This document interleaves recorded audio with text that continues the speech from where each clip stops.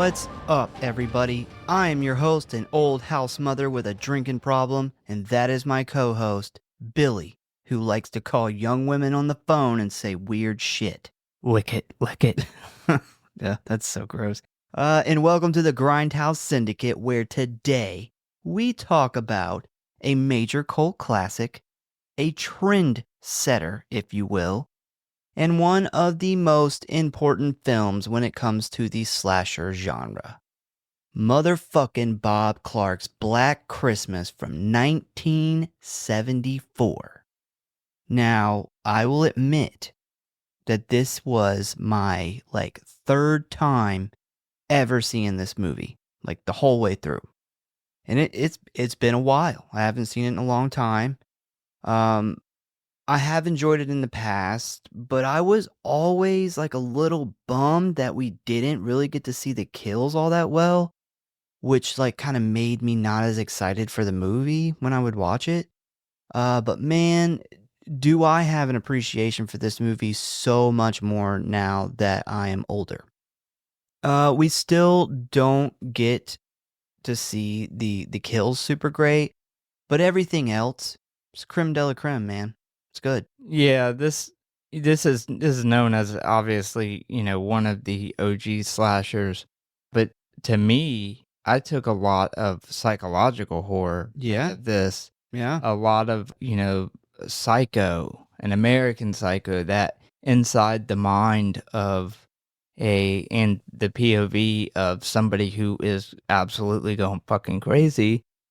And I think that side of it made missing the kills okay. Like the psychological horror of it, kind of, where if it was just a pure slasher and we didn't get that side of the actual killer, I think that it would take a lot away from the movie. I do agree. I would love to see this very movie, not a remake, just this movie to go back in time and put fucking awesome practical effects in it. I think it would amplify this movie, but I think it was still very impactful without those kills because of the psychological horror side of it. There was a lot of stuff that, when I was a younger horror fan that I just didn't care about as much, or I genuinely just missed. Because when you're younger, well, at least me, I would go into a lot of horror films where, I want to see awesome kills. I want to see, when we're talking about Freddy and stuff, I want to see something that's funny, but not too funny. Sometimes I want just balls to the wall all the time. And I didn't appreciate things like acting and character development, cinematography, sound, Score. Yeah, that's a big one in this. There was a lot of stuff that I didn't really put real high up on my list when I was younger, but now that I'm older, these are the things that are high up on my list. I think specifically, as I've gotten older, I've grown an appreciation for those things, but starting the show was a big part of that too. Like doing a deep dive and seeing things in a different way really has opened my eyes to some movies that I kind of blew off or put off in the past. And this kind of being one of them, when you're young, you're dumb. Yeah. You're just dumb. Also, I have never seen the remakes. Mm. I knew that there was one remake. I did not realize that there was two. That's news to me. Well, I only knew of one. Yep, there's two. So if you have seen the remakes, tell us what you thought about it. Is it worth checking out? I already know it's not going to touch this movie, but it might be okay. Considering I hadn't heard anything about it though, I don't know. Yeah, I heard people, primarily fans of this movie, didn't have good things to say about it. I did read, though, that they go into quite a bit more of the backstory. I do and know I that. think that that's a mistake. I think they changed up a little bit the backstory too. I have some info. I think that may have been a little bit of a mistake. I got some info on the backstory from the director. We'll touch on a little bit later. I think I know so that was some info I was bringing to the table too, so. I actually really, really wanted to cover this movie last Christmas. but I knew how big of a deal it was, and I really wanted to be on my game when I did it, so I held out, and I actually avoided watching the whole entire year because I wanted to go into this as fresh as possible. I wanted my opinion to be pure. Like, I really wanted to go into it without having seen it in a long time, and I feel like I accomplished that. I really absorbed it this time watching it. Yeah, what did we do last year at this time? Krampus? We did Krampus. We did shit. You know what? I don't even We, remember. we did Child's Play because We it's did- technically during Christmas time. yeah. I remember. I thought it was kind of a Christmas movie, but it's not. We did Jack Frost, Jack Frost. Yeah, that was another one. which was not this movie, that's for sure. Mhm. And then Krampus, which has some cool moments, but definitely not anywhere near this movie. So I do think that this is the by far best Christmas movie that we've done. covered. Yeah, I agree. Also, just a little heads up. I think we're gonna. Well, I don't think. I know we're gonna give away a copy of the Walmart exclusive steelbook for Terrifier 3 on the next episode. Because if you don't know, we're covering Terrifier 3 next week, assuming it becomes available in time for us to do it. Man, this is like such beautiful artwork on the steelbook that I thought about keeping it for myself. I just not announce it, just keep it for me. So they were actually after it came out in theaters, I was on the Umbrella Entertainment hunt. Oh Because I remember this is art, and I remember seeing the artwork for it, and I was like, holy shit, they're gonna release another one. You would actually mention like, hey, you need to go on there and like subscribe so you can to make sure you don't miss it because they sold out quick. And so I was updating quite frequently, and Walmart was one of the first to release to release the pre-order with the artwork. And I seen this steelbook, and I was like, holy shit, that's fucking awesome. And I immediately went and told you about it. Like, Walmart's got a fucking awesome steelbook coming out. And I'm glad to be able to see it in person. Yeah, we're gonna give it away free. So keep an eye out for that. And what else? Oh, after the Terrifier episode, if you were around last year, you know that we take like 2 weeks off to hang out with the family, do holiday stuff. We may release a fresh meat review on Nosferatu. We shall see. But we will be back in early January with the best of 2024 episode where we're going to talk about all of this year's movies. We have not talked to each other at all about where these movies are going to land on our list. I am very curious this year because I think we're going to have some pretty different lists possibly. There's going to be some same stuff that lands on there, but I think it's going to be mixed up. Yeah, the movies were very interesting. So when we did our last year's, we have a board where we keep the movies that are coming out, the bigger movies, and most of the really, really good movies that came out this year weren't on that board. Nope. A lot of really good independent movies.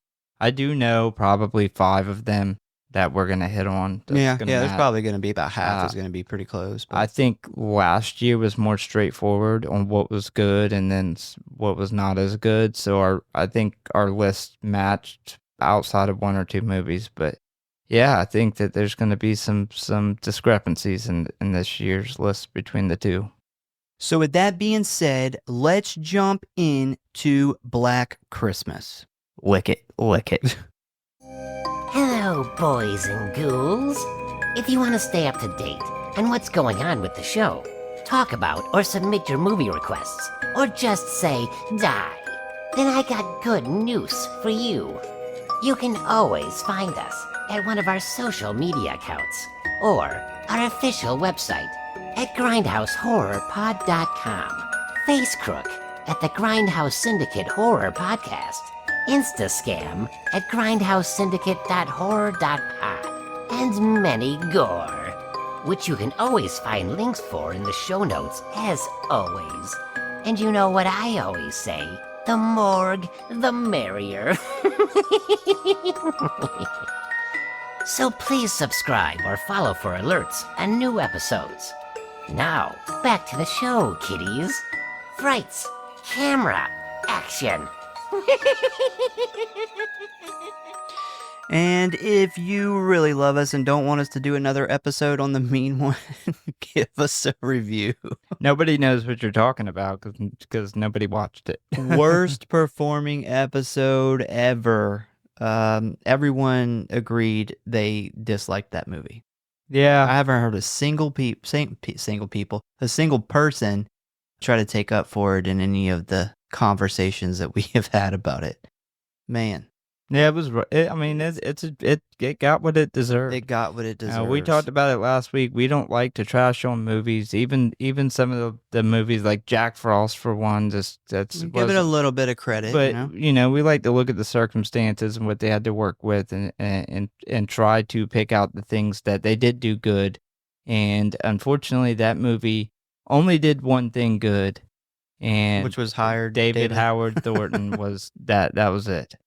So Black Christmas is a 1974 Canadian slasher film produced and directed by Bob Clark and written by Roy Moore.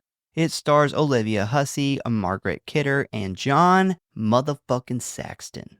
Playing a cop. Another cop. Again. The story follows a group of sorority sisters who receive threatening phone calls and are eventually stalked and murdered by a killer during the Christmas season. It was inspired by the urban legend The Babysitter and the Man Upstairs and a series of murders that took place in Montreal, Quebec. It was shot in Toronto in 1974 on an estimated budget of $686,000 and was distributed by Warner Brothers, eventually grossing over 4 million ball hairs worldwide. Upon its release, Black Christmas received mixed reviews, but has since received critical reappraisal, with film historians noting it for being one of the earliest slasher films and for its influence on John Carpenter's Halloween from 1978, amongst many others. Which I don't know if we talked about the Black Christmas. I think we may have mentioned it in the Halloween episode, or we just talked about it when the microphones were off. I don't remember. But yeah, we just talked about that. Yeah, I do remember talking about that. It's very obvious in the beginning of this movie, the influence that it had on Halloween. Oh, yeah. Aside from earning a cult following since its release, a novelization written by Lee Hayes was published in 1976. It is the first film in the Black Christmas series, being followed by 2 remakes in 2006 and 2019. Didn't know about the 2019 one. No. Knew about the 2006, but I have no fucking idea when the 19 one came out. Yeah, I don't. But No maybe it was clue. like a straight to video thing. Maybe. Director and producer Bob Clark, who had felt that the original script was too much of a straightforward slasher film, made several alterations in dialogue and also incorporated humorous elements into the film, particularly the drunkenness of Barb and Miss Mac. The latter of whom Clark based on his actual aunt. This is Wow. this is on. You said the remake. They felt it, or the rewrite. No, this is this movie. Yeah, you're talking about. Yeah. Yeah, he did rewrites in the original script and added the all these humor parts. Yeah, I think the idea of going in and adding some more of psychological horror aspects really helped. I agree. Clark felt that college and high school students had not been depicted with any sense of reality in American films, and that he intended to capture the astuteness of young adults. He also had set a strict rule for himself when it came to writing the female characters, and that was to never objectify them sexually or give them nude scenes. He wanted the college girls to come off as real people and not disposable horror characters waiting to die. And I personally think that this really helps this film. I'm not going to say that's a blanket for every female horror character because, we get a Friday the 13th. We kind of just want, that's what we want. But this film, I think it helped this film. It helps elevate this film and this story. Because we don't really have a super cool killer to root for. No, and we do get a really like independent, strong final girl in this. We get so a lot of times, and there's many examples of this, but horror kind of reflects what's going on in society, and with the not objectifying women, and then you get the whole strong female lead, and abortion is a big part of this story. And I found out Roe versus Wade was originally passed a year before when this script was written. Mm-hmm. So Olivia Hussey signed on to appear in the film after being told by a psychic that she would make a film in Canada that would earn a great deal of money. The role of Lieutenant Fuller was originally given to Edmund O'Brien, but unfortunately they realized pretty quickly that he wouldn't be able to do the movie because of complications with Alzheimer's disease. So they ended up actually casting John Saxton, who he had read the script prior and expressed interest. Once he accepted the role, he actually had to arrive in Toronto from New York City within 2 days to begin shooting. So not a lot of time for him to get his shit together and head off and film this movie. They're like, we have a very strong policeman part here. Somebody called John. So I actually tried to look up how many times he's played a cop. All of them. And there was no answer. At least Google's fucking AI couldn't give me one, and I couldn't find one in articles. So I went to his IMDb and actually added it up. And this is just the parts where it has like a police rank in front of it. It was 21 or 22 parts. Wow. Who's played? He's done a ton of stuff. Yeah. Yeah, he was kind of a legendary actor of his time. So the film was shot from March 25th to May 11th of 1974 at a cost of $686,000, which is equivalent to $4.1 million in 2024. So still a relatively low budget film, even in today's time. With $200,000 of that coming from the Canadian Film Development Corporation. The house featured in the film had been discovered by Clark while scouting for locations, and its owners agreed to lease the home for the production. Additional photography was completed on the University of Toronto campus. Scenes in the film involving the POV shot of Billy scaling the house was accomplished by using a rig designed by camera operator Bert Dunk. That's a weird name. Dunk. There's no R in it. Which was attached to Dunk's head as he actually climbed up the side of the house.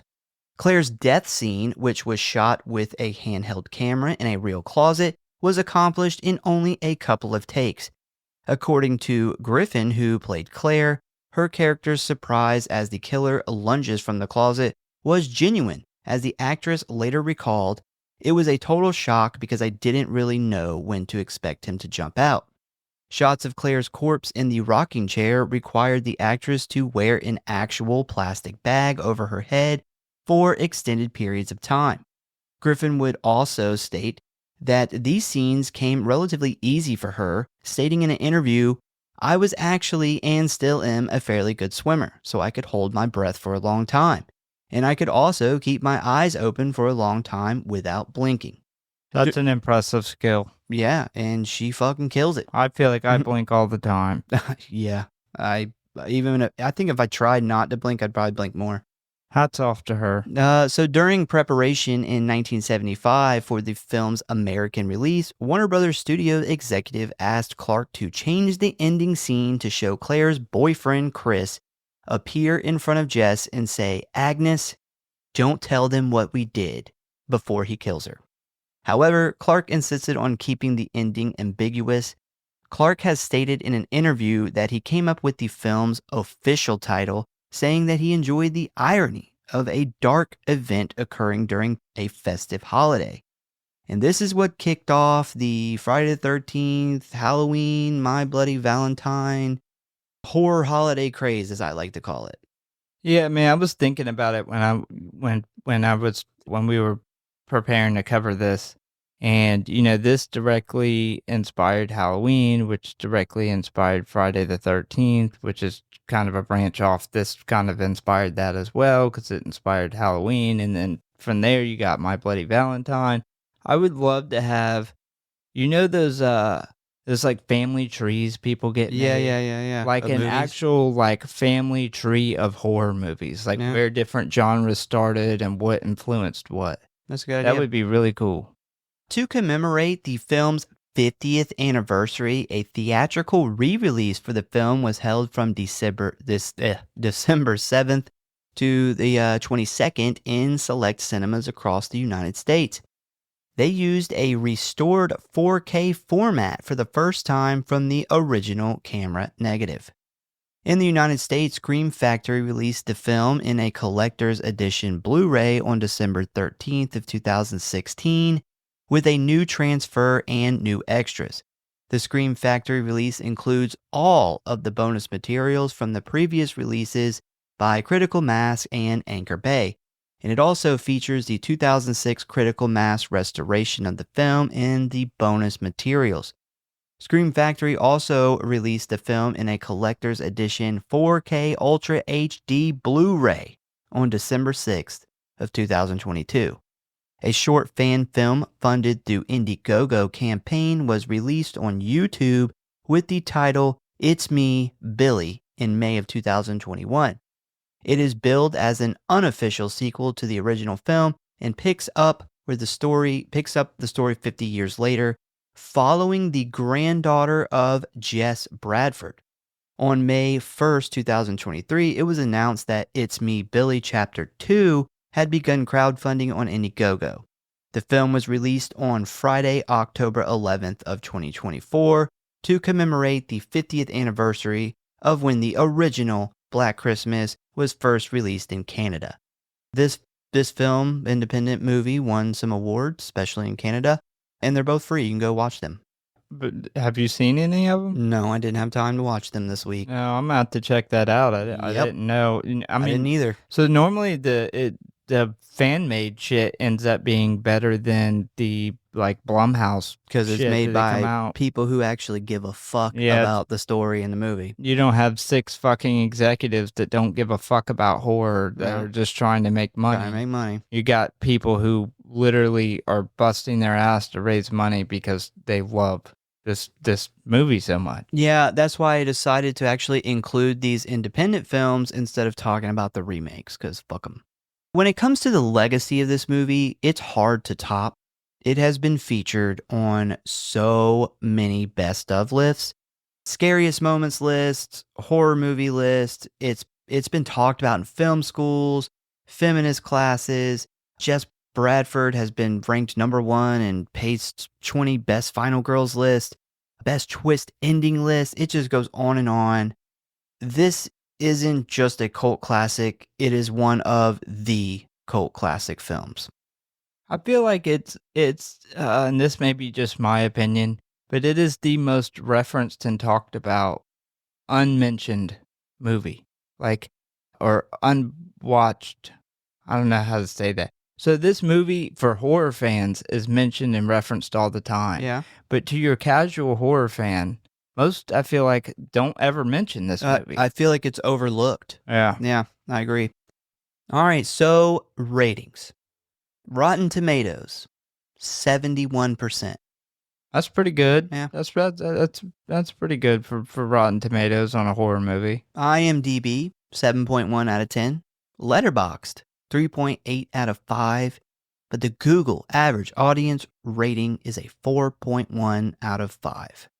If you would like to watch this movie, you can currently find it streaming for free just in time for the holiday on Peacock, Zumo Play, the Roku channel, Redbox, Sling TV, Crackle, and Tubi.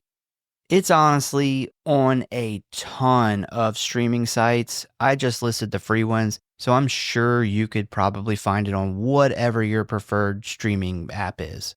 If you have internet, you can watch this movie. Most certainly.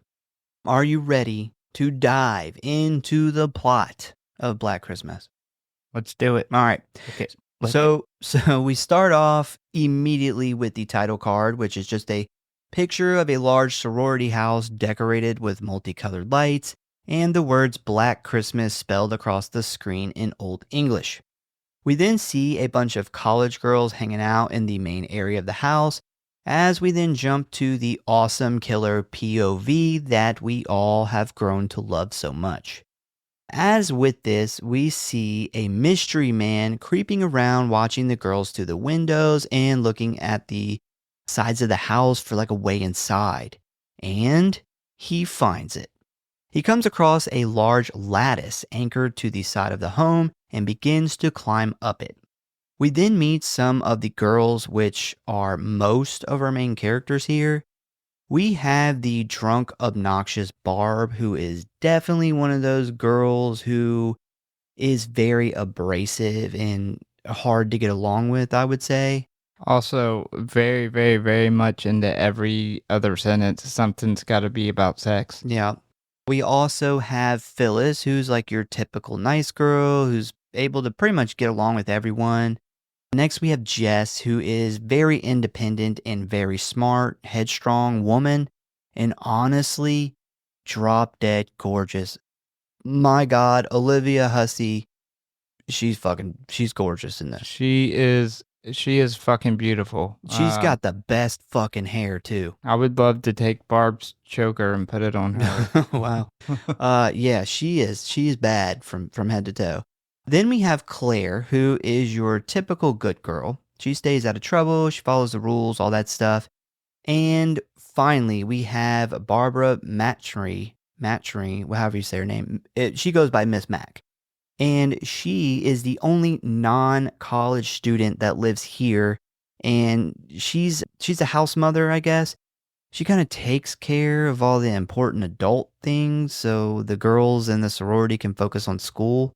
I think. I don't really know what a house mother does. I can tell you she drinks more than the college students. There are many more girls that live in this house, but they aren't main characters or really important to the story. So we're not going to really talk about them. Also, all of these other girls, they're leaving to go home for Christmas break, so they won't really be in the movie. So we then see Barb get a phone call from her mother where she takes it upstairs in another room. And her mom can definitely tell that Barb has been drinking. And from what we can tell here, Barb definitely has an alcohol problem. I'm pretty sure she is drinking hard liquor in every scene she's in throughout this movie. I think this scene actually does a really good job, and I think this was just really good detail and writing. Yeah, writing, yeah. Shows kind of why she is the way she is, and because this phone call is basically her mom telling her that she doesn't want her there for Christmas because of a new boyfriend that she has. Fun fact, Margaret Kidder, who plays Barb, refused to do the scenes unless she was drinking real alcohol. Huh. Interesting. And she must have fucking got wasted. Maybe because that's like all her scenes she's drinking. Maybe she's like this in real life. Maybe she just played herself. So while this is happening, we keep cutting back to the killer POV where we see that he has managed to climb up 3 stories of the house, find a window that's unlocked, make his way into the attic, and sneaks into one of the girls' rooms while they are downstairs. And while he is doing this, we overhear Barb on the phone being told by her mother that she doesn't want Barb to come home tomorrow because she has made other plans with her new man. And I'm sure this is not going to help Barb's drinking problem. Meanwhile, downstairs, we see Claire very romantically saying goodbye to her boyfriend Chris as he leaves the party to head home. Claire and Barb then return to the main room with Jess and Phyllis. Barb offers to take them on a ski trip, but Claire declines, claiming to have already made other plans. And this becomes a little important pretty soon. This conversation pretty quickly gets interrupted when the girls hear the phone ring. Jess then leaves to go answer it, and I just want to say, what's up with Jess's sweater? It's like a black sweater. It's like it's got hands. 2 giant hands that look like they're like grabbing her boobs. But they're not grabbing her boobs. They're right under. But they're like giant hands that are like slightly overlapping with each other. At first, I thought it was like a joke sweater. It's grabbing the boobs, but it's close. But their hands are. It's weird. Man. It is weird. It's like giant hands. It's not very Christmas appropriate, Jess. You need a more Christmas period. Yeah, no. So Jess answers the phone, and at first she doesn't hear anything. After saying hello multiple times, she then yells for the other girls to turn off the music and come quick because she thinks this is a person that they have all nicknamed the Moaner, which is not a very flattering name. Yeah, this is actually really important because this shows that this is not their first interaction. No. That he has obviously been for some time in the area, and that is important to another part of the movie. But that he has been waiting to make his move. So they shut off the music and all the girls come running over and just kind of holds out the phone so everyone can hear. And at first we hear some heavy breathing followed by some weird mouth noises and coughing. He then, in a very creepy voice, says, "Let me lick it. Let me stick my tongue on it and lick it." Sounds like a Little John and the East Side Boys song. That is, I'm sure, at least 4 rap songs. Yeah. You know, let me stick my tongue in your pretty piggy cunt. He then In the West Side. He then starts to snort like a pig and uncontrollably laughs, then moving on to calling Jess a pig cunt, asking her to let him lick her pretty piggy cunt. Words that I never thought would leave my mouth. Nope. And, when I heard this, I was like, wow. Like, that is Vulgar. very vulgar. It would be really, really creepy to be a college girl in here and to be getting obviously these people have been calling. Back then you had phone books, so, you kind of look anybody up in there, find addresses. So, yeah, it'd be really weird to have this. This guy 100% is one of those guys who like whips his dick out on I was women in thinking public. that. Oh, yeah, in like the parking garage, and he like opens up the jacket, Like, shows his dick, and runs off. Totally get it- this guy. Totally gets off on showing his dick to women who don't want to see his dick. I was also wondering if you thought this as well, but I feel like his voice sounds really similar to Reagan's voice from The Exorcist when she gets like fully possessed. I didn't catch that, but yeah, I That's can see immediately what I thought of when I heard it. That, Very similar. that chain smoking, Very gravel, yeah. drinking, yeah. So he then starts telling them to suck his juicy cock, and by this point, Barb has had enough. So she grabs the phone from Jess and lets him have it, telling him to go stick his tongue in a wall socket. She then calls him a fucking creep. The line goes silent for a moment, and he quickly says he's gonna fucking kill her and abruptly hangs up. Claire then says that she doesn't think it's a good idea to provoke someone like that, and Barb says that she's from the city and she deals with losers like this all the time, to not even worry about it. He is minor league. So after Claire and Barb exchange some disagreeing words, Claire storms off, announcing that she is going up to her room to pack for her trip tomorrow. After this, we then see the house mother, Mrs. Mack, arrive back at the home, where it is revealed that they are having issues with the front door getting stuck closed at times. This is definitely a Chekhov's gun here. But after the girls help to get the door open, she claims that it has been a problem for a while, and she has repeatedly called the maintenance man to fix it. So after this, we then jump to Claire, who is now in her room, and we see her begin pulling clothes from her closet to pack for her trip. And as she walks over to her bed where her suitcase is, we see that there is a man hiding in her closet behind some clothes covered in thin plastic. This is basically that plastic sheeting stuff you get from like the dry cleaners. There is also a really cool POV shot of him watching her from behind the plastic. I love it. I love that. Yeah, this whole scene too, I think, we get the POV that gets referenced with Halloween a lot, but I think this whole closet scene as well for Halloween, especially the shot that when it's her in the closet and him attacking her, it is good point. very, very Halloween. So while putting her clothes away, she starts to hear someone making noises. At first, she thinks it's the cat, but quickly gets freaked out after she calls the cat, but it doesn't come out. Which, owning a cat, that's not surprising. That would not tip me off when the fucking cat wouldn't come to, like, the cat doesn't come to me all the time. Yeah, well, if there's any good way to lure a girl in, It's making kitten noises. Yeah. So she starts walking really slowly towards her closet, realizing that someone is in there. As she gets closer, she can start to see the outline of a man behind the plastic covering. She begins to get creeped out, hoping it is just someone playing a joke on her. And right as she goes into the closet, the killer pops out on her, immediately wrapping the plastic around her head, smothering her. Unfortunately for Claire, though, no one can hear this struggle because of the party downstairs. We then get a silhouette shot of the killer carrying Claire's dead body through the hallway and up into the attic. R.I.P. Claire. You gotta be a real strong motherfucker to climb up a ladder through a little square hole in the ceiling into an attic while carrying a full-on adult body. Yeah, I mean, Claire wasn't that big, so I don't think like carrying her would be that bad, but that little hole would be a fucking issue.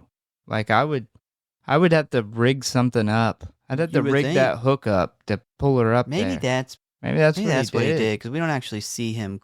Yeah, that's a good point. He actually has that hook set up where, I bet you he does. Yeah, that's a good point. Bet you he fucking pulls the bodies up with the hook. Yep. Didn't notice that. We solved it. So once all this happens, the party kind of ends and most of the girls head upstairs to their rooms. When suddenly we hear the phone ring. But it is not the killer this time. It is actually Jess's boyfriend, Peter. And he wasn't able to make it to the party because he is trying to be a concert pianist and he has been practicing for 4 days. He's got some kind of tryout thing that he has to do tomorrow. So after him and Jess talk for a minute, Jess tells him that despite all of his practicing he has been doing, he has to find some time tomorrow because she has to speak to him about something face to face. He then wants to know why she can't just tell him now over the phone, but she just says it is too important and she wants to do it in person. He then agrees to meet with her at 2 p.m. and they say their goodbyes and get off the phone. Yeah, not just say their goodbyes. Peter should know he's in for some bad shit when he says I love you and she says I know and hangs up. Yeah, I was literally about to ask if you caught that. That's like that's not good. No. If I were him, I would assume that she's either going to break up with me or tell me she's pregnant. I'm assuming it's got to be one of those two things. Well, from his perspective, he's probably not thinking pregnant because we see kind of how he takes that news. So he's probably thinking for sure he's getting dumped. Yeah. Oh, and after this, we see that Miss Mac has got goddamn liquor bottles hidden all over the house. Like, she's got one stashed away in a book in the library. She even pulls one out of the fucking toilet. Yeah, that one threw me for a loop. You know, I get living in a sorority house, you probably have to hide your liquor because it probably gets drunk up. Especially with Barb around. Yeah, especially with Barb around. But the toilet? I mean, good God, that's some shitty liquor. So after this, we then get one of the most memorable and creepiest scenes of the movie. Jess goes upstairs to talk to Claire. She attempts to knock on Claire's bedroom door but gets no answer. After waiting a moment, she then gives up and she heads off to her own room. And then the camera quickly jumps to the attic, where we see a very dead Claire whose whole head is still wrapped in plastic, sitting in a rocking chair in front of a window overlooking the front yard as the chair rocks back and forth. For me, what makes this so creepy and so good is that she's just sitting there, like not moving, not blinking. The plastic's like sucked into her mouth. It just gives me like the heebie-jeebies, man.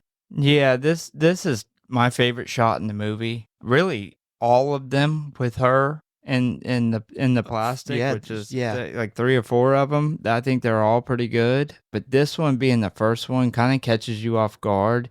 And like you said, the plastic, she's literally like, it hasn't moved since she tried to breathe it in when she was dying, trying to catch her breath. And there's just something really like inherently creepy about somebody dead, but the chair is being rocked still. Like, it's really disturbing. I think it's one of the highlights of the movie. This is the scene I actually thought of when we went and seen Terrifier 3, when he's sitting completely still in the rocking chair in the attic. He's like looking out the window when those maintenance guys show up. I actually thought back to this scene. You know, that is a good point, and Damien Leone puts a ton of, like, Easter eggs and Yeah. homages to different horror movies throughout. I mean, we called a bunch of them, and, you know, 1 and 2, he has Nightmare on Elm Street references. We had the Heart in the Box, Yeah. the My Bloody Valentine. There's a ton of them, so I wouldn't be surprised if this scene wasn't in mind when that was written. So the next morning, we see an older gentleman who is standing outside by a busy intersection. Obviously, he's waiting on someone. And this guy is Claire's father, Mr. Harrison. And he is supposed to be meeting Claire here at a certain time so they can ride back home together for her holiday break. But she hasn't shown up because, you know, she's dead. So, after waiting a while, he ends up asking this young man if he knows Claire, which he does. And after telling him that Claire isn't here, he offers to show Mr. Harrison where the sorority house is at. There's also a a really funny scene after here where like Phyllis's boyfriend's dressed as Santa and they're doing like some kind of charity thing with kids. And Barb is like telling him about this ski trip she invited Phyllis on, and he's pissed. Like he's just letting it fly while he's got this kid on his knee pretending to be Santa. It's Yeah, a good scene. with the worst fake beard It's bad. that's ever been It's made. bad. It is like somebody took a plastic bag and covered it with cotton, and cut it in the shape of a beard. It's rough. It's a low budget movie. They might have did that. So Mr. Harrison shows up at the sorority house and meets Miss Mack. And she tells him that Claire is probably at this charity event with all the other girls and these kids.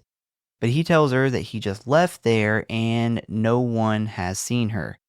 And while they're having this discussion, Harrison's like looking around Claire's room and he's definitely not happy with the posters and the environment that his daughter is in.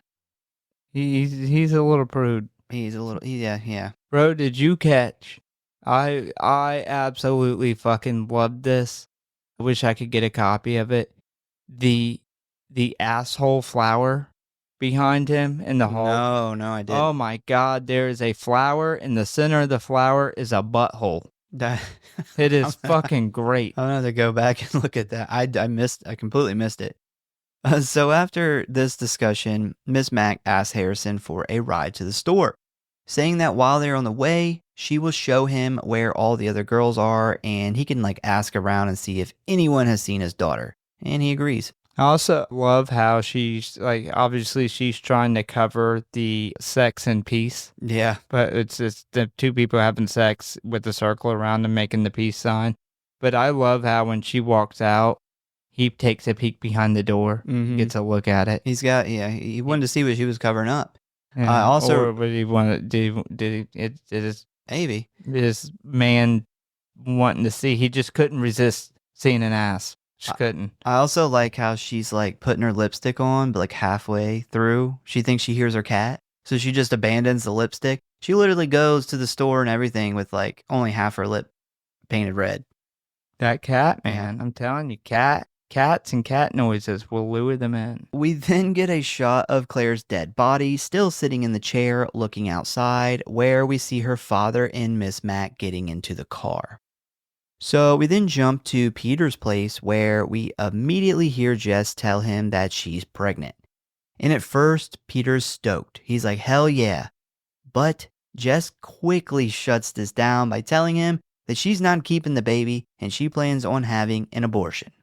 This pisses Peter off, basically saying that it's not just her choice and that he should have some say in it. But Jess disagrees and tells him that she has thought long and hard about this decision and she originally wasn't even going to tell him. A now agitated Peter then tells Jess that she should just leave, and when she goes to walk out the door, he stops her by saying that he wants to talk to her again later tonight. She agrees, and Peter says he will be at the house around 9 p.m. So Peter's got some baby mama drama right before his big piano tryout thing. I mean, I gotta say, yeah, I feel bad for Peter in this moment. Mainly how excited he took the news, and then I mean, he should have seen that coming, that she clearly wasn't excited, but man, that's tough. Yeah. That's really tough for both sides. Yeah, it's tough for both sides. Also, right after this, we see Mr. Harrison. He's at this charity event, and he's on the phone with his wife talking about Claire. And in the background, we see Barb once again drinking a bottle of liquor. But this time, she's sharing it with this little boy. She's getting this little boy fucking ripped. She is getting this kid fucking wasted. What the fuck? Like, what the fuck? We have a cousin who is Barb. This kid's like 8. You know who I'm talking Yeah, about. I know. That's a Barb. I thought it was really interesting how Peter was like, "You'll change your mind. Meet me at 9." Very confidently. Like, Yeah. what could you possibly have planned at 9 o'clock? He's going to play her gonna some change- piano. Like, hey, Jess, I just stumbled into a $1 billion inheritance. Want to Yeah, have that baby still? No, we then get a quick scene of the phone ringing at the sorority house. Jess runs down to answer it, and when she picks it up, it is the killer being weird again. He's saying stuff like, "Billy, where'd you put the baby?" and "What'd you do with Agnes?" Just a bunch of shit that doesn't make any sense to Jess. So we then cut to the local police station where we see Barb, Phyllis, and Mr. Harrison trying to report Claire missing. And of course, they tell Harrison, "Oh, she's probably out with her boyfriend somewhere." And speaking of her boyfriend, we then see Jess arrive at the ice rink to tell Claire's boyfriend Chris that she has gone missing and they are trying to get the police involved. He then asks what the cops are doing about it, and she tells him basically nothing. Because, it's the police. Well, Barb did decide that it would be really funny to tell the cop She's so that the dumb. number is Fellatio. fellatio, which I thought was hilarious. Went right over this cop's head. I mean, I'm pretty sure probably had a BJ waiting for him, but it went right over his head like an idiot. But now, like, even if something does happen, they don't have the right number to Yeah. contact the house to let anybody know. She's dumb. But this pisses Chris off, so he heads over to the station to see if he can get things in motion. We then skip on over to Peter's piano audition thing, and I just want to say, this shit sucks. I'm sorry if you're a big concert piano fan, but parts of this just doesn't sound correct. It sounds like he's just beating on random keys. Well, I think they wanted to show that he was having a hard time because he was, the news he just got, and he wasn't doing He good. But fucked up there's that definitely some stuff that's out of key, and Yeah. he's not following the correct scales at points of this. You can just hear shit that's Yeah. off. But they show some shots of his face, and I know that they're, like I said, trying to show he's having a hard time. But they show some shots of just his face while he's playing, and it looks like he is having the hardest time trying to come. Like, I actually wrote down he looked like he was trying to disarm a fucking bomb. it looked like somebody had a gun to his head and said, "You gotta come now," and he's just like going to town, and he just is like, "I can't come." Yeah. Needless to say, He's under stress. I don't think this tryout went so well. And we kind of get clarification on this later on because we actually see him destroy the piano with a mic stand. So it didn't go well. Yeah, so the destroying of the piano is actually, apparently when you hit a piano, it makes a really good horror score sound. And they used this in an interesting way that I'll mention towards the end of the movie, or at the end of the movie, but it was very, very slick, I'll say. So back over at the police station, while Harrison is filling out the missing persons paperwork, we see an older lady who is very upset, reporting her 13-year-old daughter missing. And she is explaining this to a Lieutenant Detective Ken Fuller, who is one of our main characters in this story and played by Nancy's dad himself, the man, the myth, the legend, John motherfucking Saxton. How old do you think Nancy was? In here? Yeah. Oh, fucking like 5? So he's raising a 5-year-old daughter going through. Yeah, This she's is not the very same old. world. Because Nightmare on Elm Street's, it's in like mid 80s, and this is 74. So yeah, she's probably about 5, 6, something like that. You think like he moved from this town a couple years out? Maybe I this think was just too much for This him. is his second family. You John think- Saxton laying the pipe all over town. You think this is his second family? His second family, yeah. He's probably living over in this town. Got him another family, and then because remember he's divorced from Nancy's mom. Yeah, I mean he's not a great dad. He's probably over here starting something else. Maybe it's not. He doesn't like. Maybe he's just so busy with his other family that he doesn't have time for Nancy. Strains Maybe. their relationship. So while he is talking to this lady about her daughter, Chris barges into the police station, immediately walking up to Sergeant Nash, who is the cop that said Claire was probably just out with her boyfriend, and starts telling him off. Lieutenant Fuller hears this and comes out of his office, and this is where we find out that Chris personally knows Nash and Fuller. I guess it's through his brother. I could not find any other thing in the movie that says how he knows them. Yeah, I think they just mentioned it was through his brother. Yeah, because he said, "How's your brother?" And he knows Fuller. I think he doesn't like Nash too. Well, I don't think anybody does. Yeah, Doesn't well, I'm seem saying like anybody. outside of this, he knows them. Yeah, maybe. Yeah, definitely. They definitely somewhat know each other. Yeah.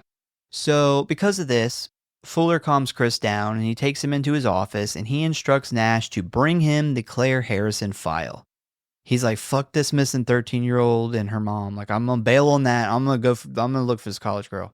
Because he's literally talking and like interviewing this girl's mom when this happens, and then he's like just invites Chris in. He's like, "Get me that file." He like completely blows her off. Yeah, and you would think a missing 13-year-old would be more significant. Yeah. Unfortunately, I mean that sucks to say, but yeah, you're talking about a kid at this point. Well, a kid's not gonna just go on a vacation without telling anybody. Yeah. Maybe he was doing the really good cop thing and he instantly noticed that there might be a connection, so he needs to get both sides. I mean, it is John Saxton. Could be. But yeah, this is really important though. This is kind of the early scene that, he may have gotten his hands on a 13-year-old before he got to this house.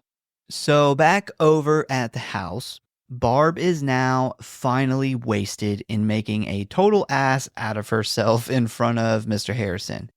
When nobody thinks her jokes are funny, she gets pissed off and accuses everyone of blaming her for Claire's disappearance. Because we found out from Jess early on that she tends to bully Claire from time to time. Well, Mr. Harrison looked at Barb like he just watched Two Girls in One Cup. Like, I've never seen a man so disgusted. Like, he is just, like, well put together, man. Like, he's already disgusted by the posters and stuff. Yeah. And when she starts talking about two turtles fucking for 3 days. And then stuff zebras. Yeah. He literally is like, what the fuck is this? Like, yeah, what is wrong with you? So she starts freaking out on everyone until finally a very annoyed Phyllis tells her, "You're drunk, go to bed." To which she says, okay, and she heads off to her room. Poor Mr. Harrison, like, not only is his daughter missing at Christmas time, but he has been stuck all day with, like, Boozy Barb. Dealing with this all day. And then he's told, like, right before Barb starts going off, he's told to stop worrying. Like, how the fuck are you supposed to stop worrying when your daughter's missing? That's not helping. Oh, and then he just now finds out that he's been hanging out with the girl who's been bullying his daughter the whole fucking time they've been here. He didn't even know that until just now. I'm surprised he didn't just get up and just, like, freak out. Like, what the fuck is wrong with you Maybe he people? killed Barb. So after this, Chris and Jess stop by the house to get Phyllis and Mr. Harrison because they are going to join in on the search team for the missing little girl in hopes to find the girl and possibly Claire. Miss Mack then tells Phyllis that she is going to her sister's for the holiday and probably won't be here when they return. We then head on over to the park where we see a bunch of people gathered around Lieutenant Fuller as he explains that the girl's mom said that she had to cross through this park on her way home, so they're all gonna search this whole entire area. So back at the house, we get a real creepy shot of a very upset Peter just sitting by a tree, staring at the home. Meanwhile, inside, we see Miss Mack packing her bags for her trip, and while she is doing this, she hears a sound coming from upstairs, which she believes must be her missing fucking cat, who we just seen in the attic is licking Claire's dead body. She's about to eat Claire. Yeah. So Miss Mack goes to investigate, and she walks over to the hole in the ceiling for the attic. She starts up the ladder, and as she is climbing up, we see the killer standing there holding this big-ass hook attached to a pulley system. You know what? I wish our attic had that. Why doesn't all attics have that? That would be nice. That should be a go-to for attics. They don't build them like they used to. Nope. This is just when they're building houses now, they just don't give a fuck about our backs and climbing up the ladder. If our putting attic heavy shit up there. If our attic wasn't already stocked, I'd be like, let's just fucking, that's probably not hard to build. Let's just install that. But, we already got everything up there. Bro, it is so creepy to me when you get the shot of him standing there hiding his face with this hook. Yeah. Like, I don't know why that shot was just so kind of out of place. You think in your mind before this that he is hidden somewhere in the room, and then you just get this shot of him standing there, like trying to hide his face behind this hook. And it's just so creepy. I don't know what it was, but it was just so weird to me. So once man, I keep fucking her name up. So once Miss Mack gets her top half of her body into the attic, she quickly spots Claire's dead body sitting in the rocking chair. She then slowly turns around where she sees the killer standing behind her. He then lets the hook go as it swings at Miss Mack and stabs her right under the chin, and the pulley system quickly hoists her up into the air. So she has now become a human Christmas ornament. She is just hanging there. Yeah, for display. This is the second person to die in this movie, and second person to die by being lured in by cat noises. I'm telling you, if you want, it doesn't matter. They can be young college, they could be little kids, they could be adults, but if you want to lure a girl, do it with cat noises. It's just something in the brain that just can't resist. We then see the killer watching from the attic window as Miss Mack's taxi driver leaves. He then begins to yell and moan as he violently rocks Claire's dead body in the chair and starts to destroy stuff that has been stored in the attic. Meanwhile, at the park, we hear a girl who is part of the search party begin to scream. Everyone comes running over, where it is discovered that they have found the dead body of the 13-year-old girl. So Bob Clark said that these scenes that they had to shoot in the park at night were very difficult because it ended up being way colder than was expected. The temperature was only about 10 degrees Fahrenheit. For our non-US listeners, that would be equivalent to negative 12 degrees Celsius. Not the kind of environment you want to try to film a movie in. Man, I would think it when it gets that cold, especially back then, like you might start having issues with your camera. Well, we actually talked about this a really long time ago, actually, like a year ago, when we did Child's Play, because remember I was telling you that it was so cold in Chicago that time, they were literally like putting the cameras in themselves, like in cars, warming them up, and they were all switching out like a bunch of cars parked there with the heat on, and everyone was having to get in the car and warm up and then get out and do their scene or whatever. And those were newer cameras. So imagine I would think like the camera working right. Yeah. Even now if your phone or something gets too cold, I know it'll drain the battery. Yeah, I've had that happen in Alaska. Yeah. So and then with the picture too, I just feel like a Mhm. lens getting that cold, when it starts to freeze over, it might start messing with the picture. So we then see Jess arrive back at the house, and as she's walking into the door, she hears the phone ring. So she rushes over to answer it, and when she picks it up, it's the killer. And he says, oh God, please help me." Jess asks, like, why he is doing this, and of course, he doesn't answer. He just makes weird, creepy noises and yells, "Billy, what are you doing, Billy?" So, what appears to be what he appears to be doing here is kind of like playing out this situation, this event that has happened in his life, and he's like reacting this over the phone. And he's also using like different voices for the different people that were involved in the situation. So definitely some weird shit happening. Yeah, I think from what we can piece together at this point, he is more than likely Billy, and Agnes is what sounds like his sister, but at this point in the movie, we're not sure. We just know that Agnes is somewhat Is close to Agnes, him. yeah. And then he's also seems to be playing out his mother. So Jess tries to ask him why he's doing this and what is going on. He doesn't answer her, he just continues his thing. So she finally can't take it anymore and she slams the phone down. So we then see Jess pick the phone back up and attempt to make a call to the police. And while she is doing this, we start to see a dark shadow of a man slowly walking down the main set of stairs behind her. And as she is telling the police about the disturbing calls that they have been getting, we jump into the killer POV as the man patiently walks up behind her. He then throws his coat down on the banister, and when Jess suddenly turns around, we see that it is not the killer, it is her boyfriend, Peter. Peter then says that he was waiting outside for Jess to show up for their 9 o'clock meetup, but when she didn't show, he went into the house and took a nap in her room. She then tells him that she has been out at the park helping search for Claire because she has been missing since last night. This fucker, man, when she tells him this, he just smiles and says, "Well, how noble of you." What a fucking prick. Yeah, you're not doing a very good job at convincing her to keep the baby. If this is what you No. had planned at 9 o'clock, I know she didn't show, but goddamn, you were doing awful. You know, Keep your eye on the ball here, Peter. I understand you being mad at somebody, like, you know, especially in your relationship, that happens.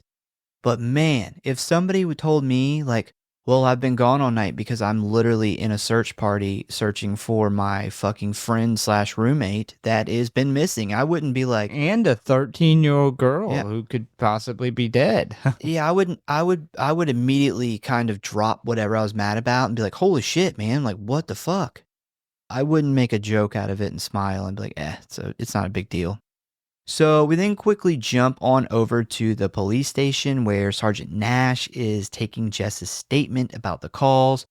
And when he asks what the address is, we see Claire's father, who is sitting close by, overhear this. And then Nash says, "Oh, it's probably just one of your boyfriends playing a joke on you." Well, Mr. Harrison's like, fuck that. There is something going on here. And he takes this info to Lieutenant Fuller. Nash is awful. He's bad. Everybody knows. Just skip over Nash at this point. So we then hop back on over to Peter and Jess, and Peter asks her what's wrong, and she says that Claire is still missing and a little girl was found murdered in the park earlier. Peter very quickly blows this off, saying that he's sure Claire is all right, but he needs to tell her something important.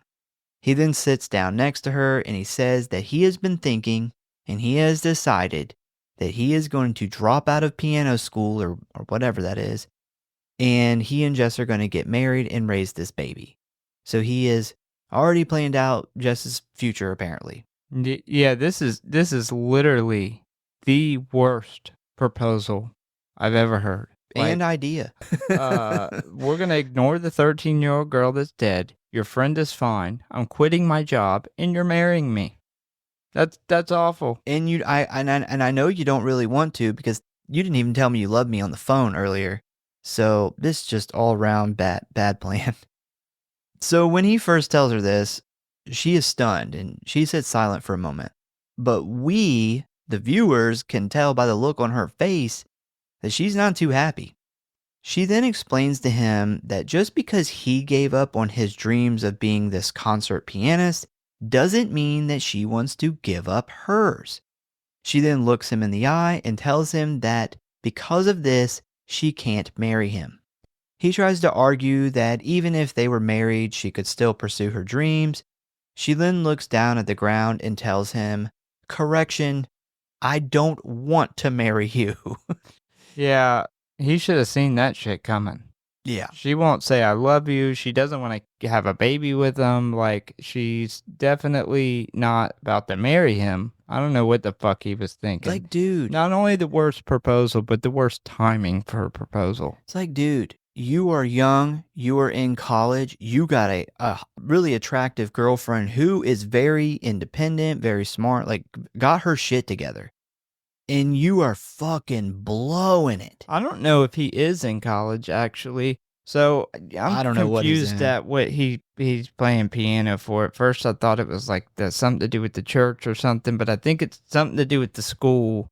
Well, he said he was going to been- drop out yeah. and he was tired of living in a dorm. Well, he said, but he's been living in a room for 8 years. I don't fucking know. And it seems like he's been doing some type of Bullshit. apprenticeship, trying to get this Maybe. big piano job for this school, I guess. I don't know. So whoever knows what this is, you could comment. Yeah, Please let us know. We are 'cause totally lost at here, what he does. here in the U.S., we don't have whatever he's playing piano for that I know of.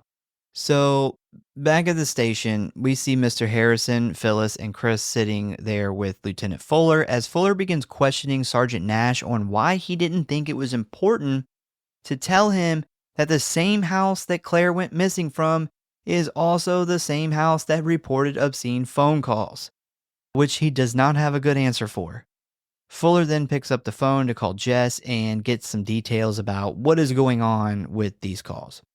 Back at the house, Peter is losing his shit, calling Jess a selfish bitch and informs her that she is not aborting the baby. She then tells him that he can't tell her what to do and to leave immediately. And before he goes, he tells her that if she tries to abort the baby, she will be sorry. As he is storming out of the house, Chris, Phyllis, and Fuller are walking in, and Peter totally shoulder checks Lieutenant Fuller. And with this, we then see an intrigued look flash across Fuller's face. Yeah, Peter's not looking very good right now. No. I know his like life is crashing before his eyes, but he is looking really suspicious. Like, aside from shoulder checking the detective that's there, he was in the house when the shit was going on. He tells Jess like Claire's okay. Like, he has some knowledge that he doesn't. She's okay. She's upstairs with a bag on her head. Yeah, and then now he's threatening her. Yeah, not looking Not too looking fucking good. good. So Fuller talks to Jess about the phone calls, and he tells her that he brought this guy from the phone company that would like to put a tap on their phone so they can listen in and trace the location the next time the killer calls. She agrees and they get to work. So once they finish up with the phone, they explain to Jess and Phyllis that when the phone rings here, another phone will ring at the same time at the station, allowing Fuller to listen in on the call. And in order to trace the call, they're going to have to keep him on the line as long as possible. Also, they have stationed a police officer to sit in his car outside of the house all night. So if there is any trouble, help is really close by. So after they leave, Phyllis decides that she's going to hit the bed and asks if Jess will wake her up if anything happens, or they get some news on Claire. We also get a really important part when they're doing the phone tapping. So we find out that the house mother has her own phone line in the house, and that explains how he is making these phone calls from inside the house. Here we also get this really awesome, creepy scene with Claire sitting in the rocking chair. She's got the bag on her head. But now she's holding like this fucked up looking baby doll as the killer's like sitting in front of her, like sobbing. Yeah, and then he's like singing some weird Yeah. lullaby shit to her. This is every scene that they show her in that chair just gets creepier and creepier. Like they just, yeah, I mean, they add something every time. Yeah. First it was just her, then it was like the cat, like, which is there's Licking her something, face. it's something really creepy about a cat who is your cat and kind of treating you like it would, like going up to lick your face, like but you're But you're dead. dead. That's really creepy. And now there's this baby doll. We also, I want to point out for cinematography, so the last shot before he freaks out and destroys the attic, which was the last shot that they showed her in, we get what I think is one of the coolest shots of the movie. It is a outside perspective of the house, and the camera pans up to the attic window. I love that shot. And it's still kind of far away. And then it goes and it shows her face, and you realize that her face is sitting in the window with the bag over her head. Yeah. Even you as the viewer, when they pan up to it, you don't notice it quite at first. And it's like as soon as you glimpse at it and notice it, they flash to an up-close shot of it. And I just thought cinematography-wise, the timing on that was perfect. Yeah, I touch on that a lot in the end because I love that. I love that whole thing that they do there. But I'll save my main opinion for it later. Yeah, it's just I just wanted to point out that was definitely, I think, one of the best shots of the movie. So just to make sure that everyone is on the same page, the only people left at the house for the night is Jess, who is sitting by the fire waiting on the killer to call again, Phyllis, who has gone to bed in her room, and finally drunk-ass Barb, who is wasted and passed out up in her room. We also have Miss Mac and Claire, who are dead in the attic, with the killer who is waiting on another chance to kill, which is coming up. I think Mr. Harrison is at the station with Fuller, and Chris has went home for the night, I assume. So, speaking of the killer, we then see through the POV that he has climbed down from the attic and is on the prowl again. We see him sneak into Barb's room and hide when suddenly Barb wakes up suffering from an asthma attack. Jess hears this and she runs up to help, where she hands Barb her inhaler. Through gasps of the air, Barb tells her that she had a nightmare of a strange man coming into her room, which we know wasn't a nightmare. This really happened. And while they're talking, we can see the shadow of a man standing there watching them from behind, which we talked about with Halloween, where he's always in the background watching. And we get that here. Because this is a couple times in this movie. Yeah, that was one of my favorite parts about Halloween, was the continuity that I'd never noticed with every single shot that either he or the car is somewhere back there creeping on her. Yeah, I thought this was a really, really, really good setup scene. So Jess gets Barb back to bed, where she quickly passes back out. She says, "I guess I'd be lucky to have a stranger come into my room." She is so sex deprived. Like, did you catch that comment? No. Yeah, as Phyllis is walking out, she makes the comment that, you know, because she woke up, obviously, she's like, I thought a stranger was in my room. And then as she's walking out, she's like, well, I guess I'd be lucky to have a stranger come in my room at night. I'm like, good God. Weird. Literally, there is a 13-year-old girl who was just murdered. I don't know if she's been filled in on that, but she does know that her friend is missing and a little girl's missing. That's kind of not a good, tasteful comment to make.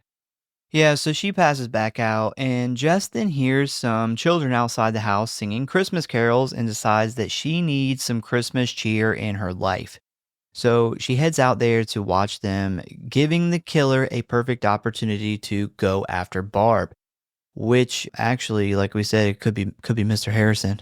Maybe he's sick of her shit. Had enough So of Barb. you bullied my daughter, you bitch. Also, the killer did tell her earlier he was going to fucking kill her. So here we are. Here we are, and here we are with the scariest thing in this movie, a children Christmas carol.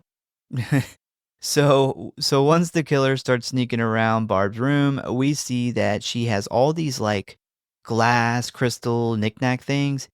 And one of them is a unicorn, which of course has a sharp, very large horn on its head. The killer then walks up to a still sleeping Barb and says, "Agnes, it's me, Billy." He then starts to say, it's all right," as he picks up the glass unicorn. So this guy's obviously having some kind of like mental hallucination here. He then stands over Barb and says, don't tell them what we did, Agnes." And right as he goes to stab her with the unicorn, she wakes up. But it is too late, because he starts violently stabbing her all over her body. And we get the shots of the murder like intertwined with the shots of the kids singing the Christmas music on the porch. It is an awesome kill for a Christmas horror movie. It is. This whole scene, like them going back and forth, they show him, but they do such a good job at showing him, but he's in the shadows and the blood on his hands and stuff, but you just can't quite make out his face to see who it is. Barb's happy because at least she's getting penetrated, which is what she's wanted this entire fucking movie. Yeah, love this scene. That's great. dark. I think it is one of the Highlights. I think this is I'll just say, I know we'll get to it at the end, probably the best kill. So just as we see Barb's bloody hand fall limp, the kids finish their song, and Jess, with a big smile on her face, begins clapping. Right after this, we see an older lady run up and tell the kids' chaperone to immediately get the children in the car. She tries to ask why, and the lady obviously doesn't want to say it in front of the kids. When they walk off, the lady then looks at Jess and tells her about the little girl that was murdered in the park. While they are talking about this, the phone starts ringing and Jess runs in to answer it. So when she picks it up, we also see Fuller at the station pick his line up and begin to listen. And we immediately start to hear what sounds like a woman moaning, calling out the name Billy. We then hear a man's voice yelling, "Shut up, shut up." And this back and forth continues for a moment when Jess then hears the female voice say, "Just like having a wart removed," which is important because this is what Peter said to Jess earlier about the abortion. So obviously, either the killer is Peter or he can hear what's being said inside the house. But it definitely looks like, from Jess's perspective, that it's Peter. Yeah, she gets not assuming someone's here. Yeah, very freaked out. Also, as if you can't tell, there's a pattern at this point. Every time he kills somebody, he makes a phone call. He's got to talk about it. Really important, slightly important, I'll mention at the end. I also wonder if when he was killing Barb, he is saying this, allegedly. Just don't. He allegedly killed Barb. Well, we see it, so I'm pretty sure he killed her. Could be Harrison. Could have been Harrison, yes. But he is playing out this thing he keeps saying on the phone, so it's probably not Mr. Harrison. And he's saying, don't tell them what we did, Agnes, why he is stabbing her to death. And I wonder if it seems like he killed his sister, at least at this point in the movie. I wonder if he's having this hallucination, if he's replaying that something in his past, that this is how it went. Like, this is maybe how he killed his sister. Yeah, maybe. So the phone call then disconnects as Jess is shocked to hear this. Fuller then calls her back immediately to tell her that they weren't able to trace the call because the killer hung up too fast. And while Jess talks to Fuller over the phone, we see the killer POV as he watches her from the stairs. Fuller then tries to ask her about her fight with Peter, but this quickly gets interrupted when an officer comes into the station having been shot in the ass with a shotgun by an old man who claimed he was trespassing. To which I say, things sure have changed because all of those cops thought this was funny as hell. This wouldn't be funny now. No. They would have killed that old man. Yes, they definitely would have shot him. So after this, Jess wakes up Phyllis and tells her pretty much what just went on. And Phyllis says that if Jess thinks this is Peter fucking around because he's mad, why didn't she just tell Fuller that? But Jess says that she isn't really sure what to think and doesn't necessarily think it's Peter. Right after this, the phone rings again, but this time with Jess and Phyllis sitting there, and it's Peter, who is very upset, crying on the phone, asking Jess to please help him. She tries to ask what is going on, but all he keeps saying is please don't hurt the baby. She then tries to ask him where he is, but he quickly hangs up. Now, Fuller is listening to all this, and this is the first time he has heard anything about this baby. So when you add this conversation and Peter's reaction in front of Fuller earlier, it's making Peter look real suspicious to Fuller. It is. It definitely, he sounds deranged on the phone for sure. Well, there's times I even thought, is this guy behind this in some way? You know, like, Well, when you're first yeah, watching it for the first time, think- you're not entirely sure what's going I on. think it's definitely, it definitely seems like Peter's the killer here. He's talking about don't kill the baby. The killer is going off on these scenes, acting out between his different family members. And where's the baby? Find the baby gets mentioned multiple times prior to this. So when Lieutenant hears this, him talking about killing the baby, it's like, what the fuck is going on? And of course, then he grills Jess about it. And I'm like, kind of obvious what they're probably Yeah, I talking agree. about. Like, why'd you make her say that? It's kind of fucked up. So Fuller calls Jess back and starts asking about this baby and Peter. And while she's telling him, Phyllis is sitting there listening, and in the background, we can see the shadow of the killer standing in the hallway, just feet away, watching and listening to them. So Fuller then brings up the idea that this could be Peter, but Jess then remembers that one of the calls she got earlier, Peter was here in the house with her, so it couldn't be him. Fuller says okay, but he still wants to talk to him and asks Jess for his info, to which she gives him. A little later on, we then see Phyllis going around the house, making sure all of the doors and downstairs windows are locked. After she does this, she then goes up to Barb's room to check on her. At first, she tries to knock but gets no answer.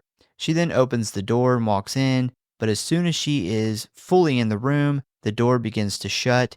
We then hear the name Agnes whispered, and Phyllis turns and sees someone behind the door, and then the screen goes black. So that is a wrap on Phyllis. I think it's also really important to mention that I forgot to mention when Barb is killed, the silhouette that we see of the killer looks a lot like Peter. And not only does he look a lot like Peter, but he's wearing a green sweater. So at this point, with all the stuff together, with it pointing at Peter, and you literally see they're wearing kind of the same color, you get a glimpse of it and his shape, things really, really, really starting to look bad for Peter. So next we see Jess walking through the house calling out to Phyllis, who is nowhere to be found. And right as she goes to head upstairs to look, the phone rings again. She answers it, and of course it's the killer being weird. He immediately starts calling her pig, and we hear a woman's voice screaming, "No, Billy," and "Where's the baby?" And while this is going on, we see that the phone company guy has finally been able to trace the call. They then get a hold of Fuller and tell him that the call is coming from number 6 Belmont Street. And at first, Lieutenant Fuller's like, "You're a fucking idiot, Nash. That's where the calls are going." But Nash, over the radio, corrects him and says that the killer is calling from and to the same address. So the killer is in the fucking house. Also, this was the first time we actually seen where the killer has been calling from, and it's Mrs. Mack's bedroom, which we found out earlier she has her own separate phone line that's only available in her room. So Once this shocking news dawns over Fuller, he immediately tries to radio the officer that is stationed outside of the house, but gets no answer. The camera then pans up into the window of the car, revealing that that officer's throat has been slit. He got a little cut on his throat. Yeah. So after this, Fuller then gets back onto the radio and instructs Nash to very calmly call Jess and tell her to run out of the house immediately. Don't go upstairs. Don't try to get anybody else. Just go outside until he gets there. And he says, whatever you do, don't tell her the killer is in the house.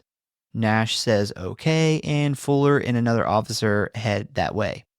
So Jess answers the phone, and it's Nash on the other end, and he calmly tells her to leave. She then says, okay, I just got to go upstairs and get Barb and Phyllis. Nash then yells, no, don't do that.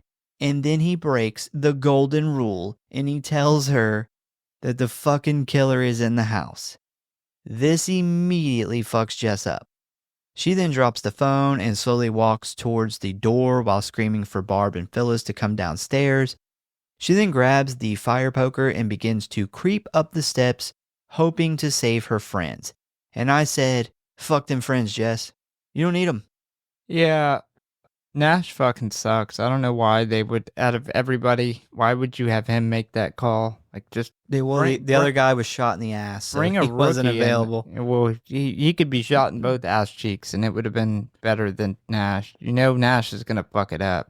He's like, don't you dare go upstairs and save that bitch Barb. She made me look stupid giving me fellatio in front of the whole police department. Yeah, I mean, I can understand you wanting to save Phyllis. She's cool. But Barb sucks, and she's going to die from liver failure anyway. Just leave her. Leave her be. Well, at this point, too, her boyfriend, who is very angry at her, is everything's kind of pointing at him, Peter, being the killer. And it's probably, in that situation, more dangerous for her to be, like, you know, Phyllis may be okay upstairs. Like, it's better for you to just get the fuck out of the house. Yeah, and just wait for take the cops to get there. But, you know, this is proof that even from the very beginning of slashers, stupid decisions were made by really strong final girls. So she heads straight to Barb's room. But when she tries to open the door, she finds that it has been like barricaded by something. So she ends up getting the door to finally open, where she is shocked to find both Barb and Phyllis's bloody dead bodies laying in the bed. And while still standing in the doorway, she hears a close whisper that says, "Hey Agnes, it's me, Billy." She then turns to look, and she sees through that little crack between the door and the door frame, the eyeball of the killer staring at her just a foot away from behind the door. Super, super famous shot. Which would scare the absolute shit out of me. Yeah. Not even gonna lie. Yeah, super, super scary, and I think they used this shot for one of the original posters. I could see that. It's a good shot. Yeah, very famous shot. He then says, "Don't tell what we did, Agnes," and Jess says, "Fuck this, I'm out," as she pushes as hard as she can on the door, crushing the killer behind it as she takes off running. She runs downstairs to the front door, but remember that Chekhov's gun. In the beginning, we find out that door is fucked up and it doesn't always open. So as she's trying to get out, she can hear the killer like screaming in pain and rage from the second floor. She must have slammed his fucking hand in the door or fucked him up, something, because yeah. he is like hurt. She then takes off running again, but as she runs past the staircase, he grabs her hair and like throws her down. She jumps back up though and makes her way into the basement, locking the door behind her. We then hear the killer screaming as he is trying to break the lock, but fortunately for Jess, that little tiny baby lock holds up, and the killer gives up. He suddenly goes silent, and he walks out of the back door of the house. Jess then heads down into the basement to try and hide until the police arrive, but while down there, she starts to hear Peter's voice calling from outside. So the basement has a bunch of these like tiny windows. I'm sure everybody has seen them before, almost all basements have them. And she can see Peter like walking around the house through these windows. He then leans down in front of one of them that's like frozen over, and he starts calling Jess's name while trying to look inside. A very scared Jess just kind of hides in the back corner, refusing to answer him. He then begins to scrape the ice off the glass so he can look inside. After he realizes that that's not going to work, he just says fuck it and he kicks the window out, allowing him to crawl inside. And this is the point where I'm like, Peter is the killer. Yeah, makes a lot of sense. Not only has been creeping around this fucking house for a while now, but he literally just happened to think maybe he heard her in the basement. I don't then know. Bust the window out. Like, Peter's the killer. Peter, piggy cunt eater. He is the killer. He then slowly walks through the cold and dark basement, calling out for Jess. She's trying her best to be quiet and slowly move away from the area. He ends up finding her, though, and starts moving towards her with a smile on his face. He's acting like there's nothing wrong here. Like he didn't threaten her earlier, and he didn't just kick a fucking window out looking for her in the basement when she obviously didn't want to be found. And he's like, hey, Jess, what's wrong? Motherfucker, you're what's wrong. Like, you just literally just broke the fucking window when I'm clearly trying to hide from you. Like, and then he's creepy, man. He's just being really creepy here. Like a killer. It's extremely creepy. He then starts moving closer and closer as Jess begins to stand up, gripping the fire poker tight. And right before he reaches her, the screen goes black. And we cut to a bunch of police cars pulling up in front of the house. Fuller then immediately jumps out of the car and runs over to the unmarked car that was stationed outside, where he finds the officer's throat slit. And as soon as he sees this, they all start hearing Jess screaming from inside the house. So they end up breaking down the door, and when they get downstairs, they find Jess just sitting there with her eyes closed, head cocked back, and a very dead Peter laying in her lap.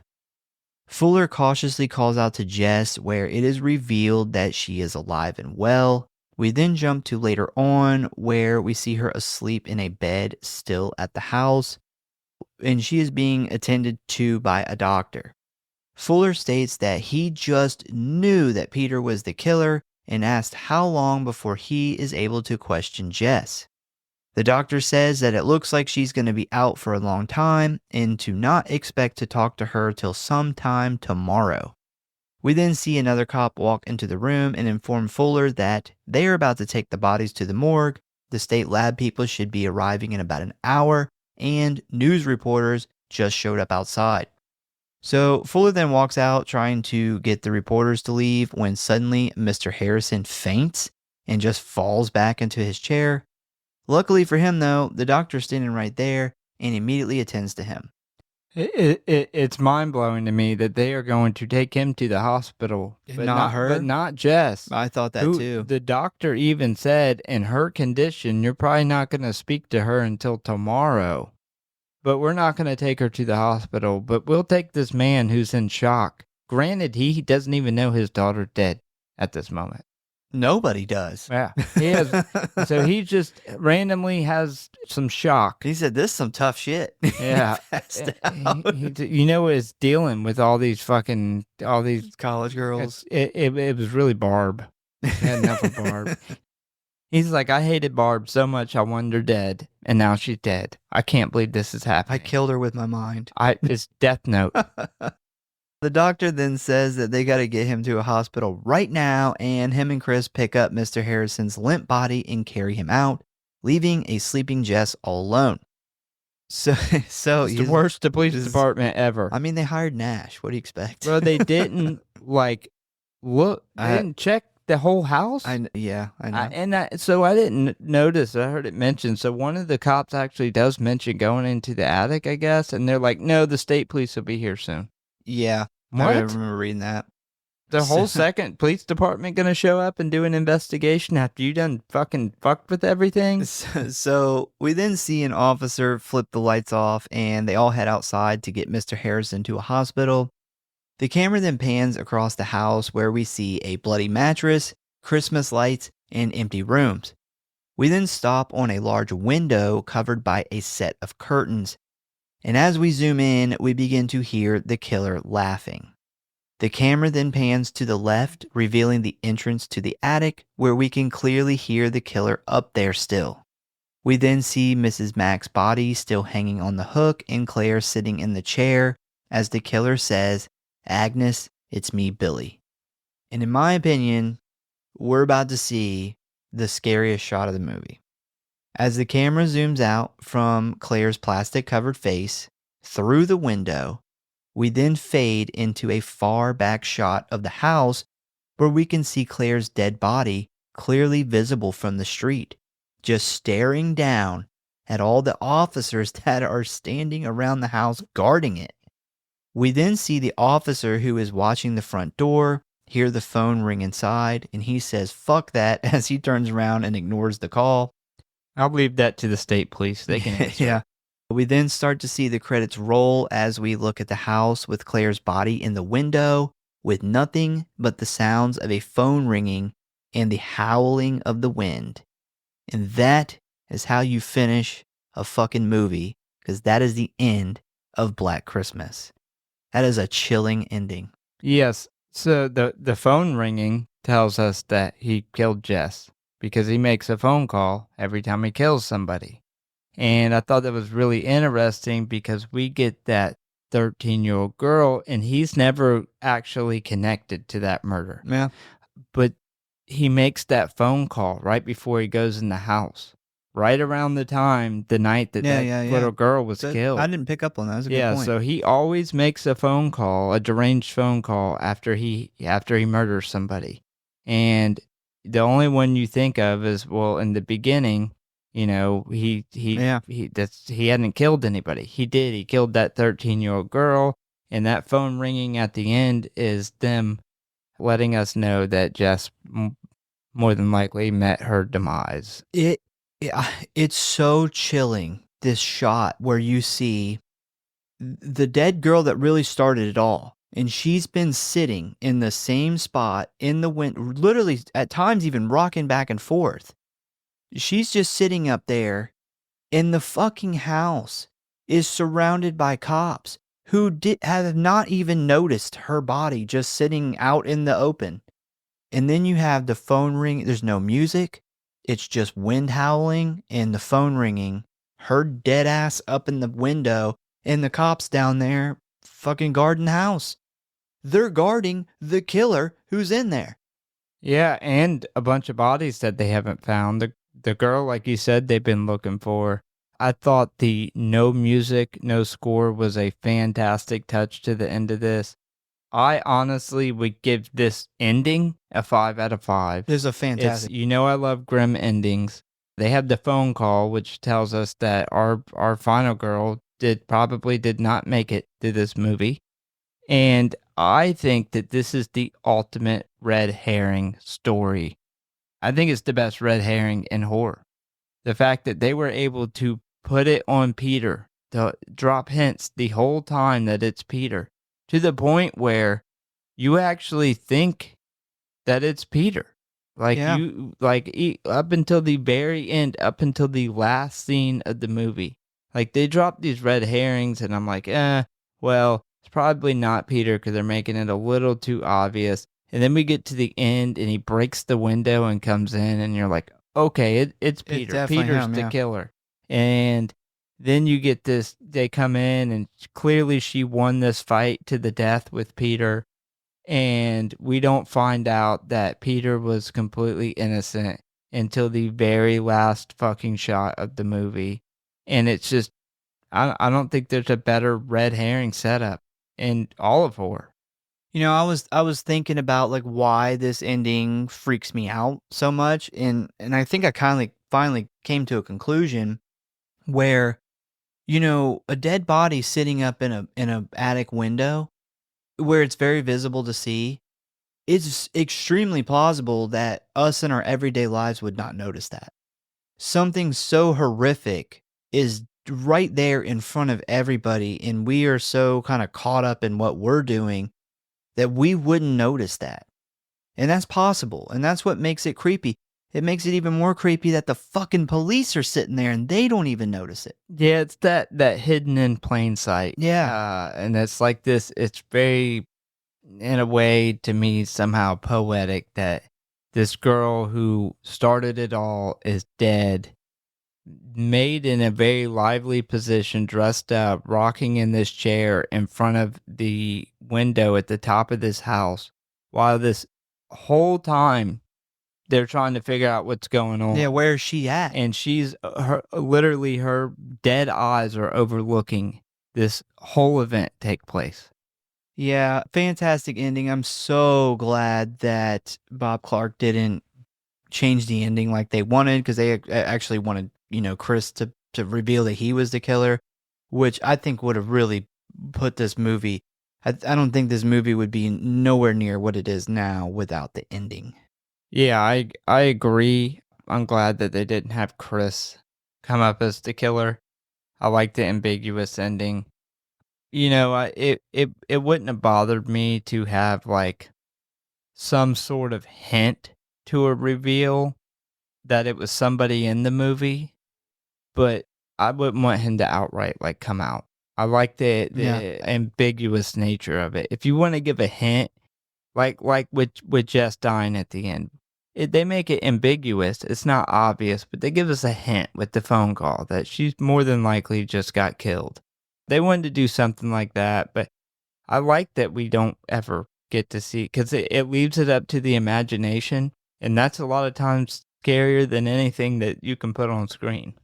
All right, I got some quick facts to burn through real quick. So the audio for the demented phone calls was edited into the film during post-production. While shooting the footage for the phone call scenes, the actresses were actually just reacting to threatening dialogue being spoken by Bob Clark off camera. The sorority house seen in the film was not a set constructed for the film, but an actual house that was rented for the film's production. Some scenes in the script had to be slightly rewritten to accommodate the house's foundation and structure. It still stands to this day and is still a popular tourist attraction. It's a nice house, man. It's a huge house. This is the favorite film of musician, filmmaker, and our friend of the show, Mr. Rob Zombie. It's his favorite movie. Didn't he tell us that when he was here? I thought he mentioned that. Billy is mainly embodied by camera operator Albert Dunk, who not only did the POV shots from the killer's perspective, but also played him during most of the murders. It was his hands that were seen by the audience in those scenes, and Nick Manicaso, the main voice actor as Billy, was not on set and didn't contribute to the on-screen version of Billy in any way.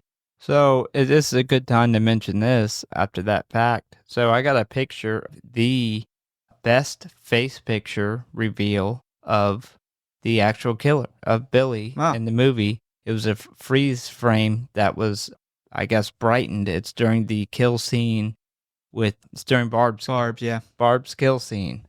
Oh, wow. A lot different than I thought. Yeah, but one thing that's really creepy about this picture, it kind of does look like Peter, but what I found really creepy about this picture is, even though that this was shot to be, his face wasn't to be seen, look at his eyes. He's still super creepy. That's a really creepy picture. The fucking eyes are so creepy in the picture. That was a camera operator. We'll have to post that under the comments to the Facebook post. So actress Lynn Griffin, who played Claire, revealed that for the scenes where her head was wrapped in a plastic bag, she would rip a hole in the bag, stuffing the opening into her mouth, and then she poked some nose holes in the plastic with a pencil so she could breathe. So she actually did all this, did the scene. It wasn't like a special bag. It was just she poked a hole in it and stuffed it in her fucking mouth, and that would fucking drive me crazy. But big props to her. How are you going to brag about being able to hold your breath and then reveal that you cut holes in the bag? Well, I mean, you can't take the bag off every 2 minutes, though. Oh, she said she would hold really her breath. Good at holding her breath. She had to hold her breath for them actually filming, because if not, she couldn't. The bag would steam up and stuff. But So there were several attempts over the years to produce a sequel for the film. After the failure of the remake in 2006, Bob Clark actually began to work on a sequel. But unfortunately, he and his son tragically passed away in a car accident due to a fuck-faced drunk driver in 2007. In all versions of the sequel, Olivia Hussey and John Saxton were to reprise their roles of Jess and Lieutenant Fuller. Jess would have become the new house mother of the sorority in Clark's version for the film in 2007. Damn, man, they lost their life to like a real life Barb. That sucks. Oh, God. I'm not saying that in a yeah. joking way. I'm Yeah, saying that's fucking good awful. point. This next part is actually Bob Clark's backstory of Billy. So he says that he actually wrote this, but they didn't put it in the movie. So Billy was abused as a child. He was locked in the attic, and he eventually killed his parents. The Agnes that he keeps referring to was his little sister, whom he tried to kill, but she escaped, giving Billy his dislike of women. These elements were then incorporated into the 2006 remake, which Bob Clark gave his approval for. Yeah, so I read his I think it was like a special edition, some type of documentary that they did and where he explained this, but I believe that it was Christmas Eve is when he killed his parents, and he locked her in the basement for I think 6 years, where he obviously sexually abused her. So this movie does a really good job at showing in the beginning, kind of what his motive is with the very vulgar sexual phone call, but never really touching and showing any of that. But it's very obvious what his motive is. And there's actually multiple men in this house that he purposely never goes after. Yeah. So this is clearly a thing with Agnes. But yeah, I guess the story was she ended up escaping after 6 years, and he got put in a mental place. Yeah, he definitely Should've went to prison, needs to but- be in some place. All right, so ratings and kill count. Total kills is 7, possibly 8. We have Claire, who was strangled to death with the plastic bag. Miss Mac killed with the hook in the attic. Girl in the park, which we don't really know. Boozy Barb, who was stabbed to death with a glass unicorn. Phyllis, who was killed in Barb's room. I assume she was killed by the glass unicorn as well. There was blood. Police officer, who had his throat slashed in the car. Peter, who was killed with a fire poker by Jess. And then we have the possible number 8, which is Jess being killed by the killer, but we have no fucking clue about any of that, so. Do you think he used that glass unicorn? He was like, damn, this is a good weapon. I mean, it's a pretty good weapon. Gotta use this on Phyllis, too. All right, so favorite kill. I am up, I think. Am I up? Oh, it was. It's my pick, so I'll go first. My favorite kill, Barb. Fantastic Christmas movie death scene. In any other horror movie, it would, it would be okay. But the Christmas vibe with that and the kill, it was just done so perfectly. My close second is Claire, because it creeps me the fuck out and it's iconic. Yeah. Yep. So I went with Barb, obviously. I let the cat out the bag, so to say, and when we were going through the plot. But yes, that whole kill scene, the Awesome. camera shots, the Christmas Carol kids outside singing, the blood, the getting to see the killer, but just the shadow just happened to going right over his face, and I thought the whole thing was great. It was super creepy. I put a second.